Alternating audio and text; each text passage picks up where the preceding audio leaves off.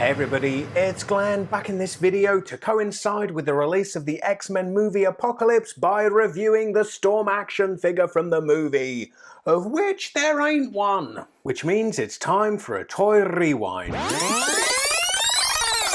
Winding the clock back to the next best thing? Well, maybe not next best, but it's a thing. It's X-Men, Savage Land, Savage Storm and Colossus, and take a shot every time I say Savage in this video, and by the end of it you'll be very drunk or dead. And here I may lose classic X-Men Colossus fans, as it ain't him. The Colossus being referred to is this mutant dino, but to its credit it comes with head-ramming action, and if that don't win you back, I don't know what will. And back in 1997, further still showing its age, it would have set you back $9.99 at the now defunct KB Toys. Oh, that's sentimental to me, because although we never had KB Toys here in the UK, my first vacation to New York, guess where I hit first? The Empire State Building?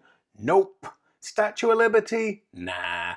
I went straight to KB Toys on the Avenue of the Americas between 34th and 35th Street. I was there loaded up with jet lag, throwing around dollars like it was Monopoly money. And as we look at the packaging back, joining Storm in her adventures in the Savage Land were Joseph and Amphibious. Joseph being a clone of Magneto. Remember him? No, you probably don't. And as I say that, cue Joseph's #1 fan kicking off in the comments below. Then we have Savage Wolverine and Crawler Rex, Angel and Sauron and Kazar, who was Marvel's knockoff of Tarzan, and Zabu, his pet saber-toothed tiger, because why not? So here is Savage Storm out of packaging, and the fact as she turns that she's able to stand at all is only by virtue of the will of God or my burgeoning telekinetic powers. Choose whichever scenario of those two fits your belief system best. So what makes Storm Savage Storm? Likely the fact that she's barefoot and had to fashion a costume out of animal skin. But credit to the woman for adventuring in the prehistoric jungle. She's managed to keep the costume whiter than white, and it still somehow manages to cover more of her body than quite a few of her official X-Men costumes. Her lack of balance is partly down to the odd stepping pose she's sculpted in, so even that chunk of plastic attached to the bottom of her foot really doesn't help all that much.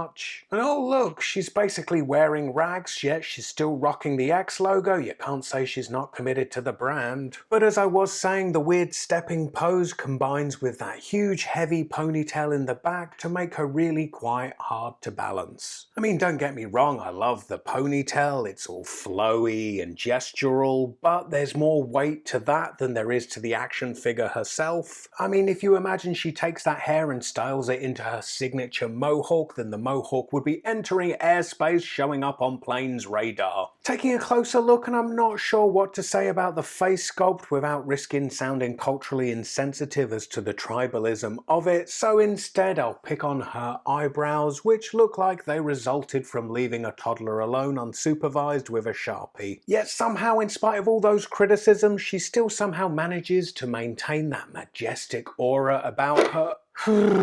Well, frankly, we were on borrowed time there, and either God or my telekinetic powers failed me. Talking about articulation, and her arm rotates at the shoulder and hinges up, which we take for granted nowadays, but back in 1997 a shoulder hinge was equal to witchcraft. Then her ponytail also articulates, so you can pose her like she's summoning a wind around herself or falling from a great height. For an accessory she comes with this. I don't know if it's supposed to be an actual lightning bolt that she's summoned, or if it's a staff fashioned after a lightning bolt, you know, because it's Storm. Moving on to Colossus, a Triceratops, which mixes equal parts dinosaur and equal parts the X-Men's Colossus with the metal segmented limbs, horns and tail. Now today the X-Men dinosaur combo might seem really jarring, but back in 1997 the popularity of the X-Men 90s animated series had started to wane, so some suit at Toy Biz likely had the idea of shoving a dinosaur in with them because, well, they're a perennial favourite with kids, not to mention in 1997 Jurassic Park The Lost World was hitting screens, so Toy Biz were likely jumping on that bandwagon wanting some of that hot dinosaur action.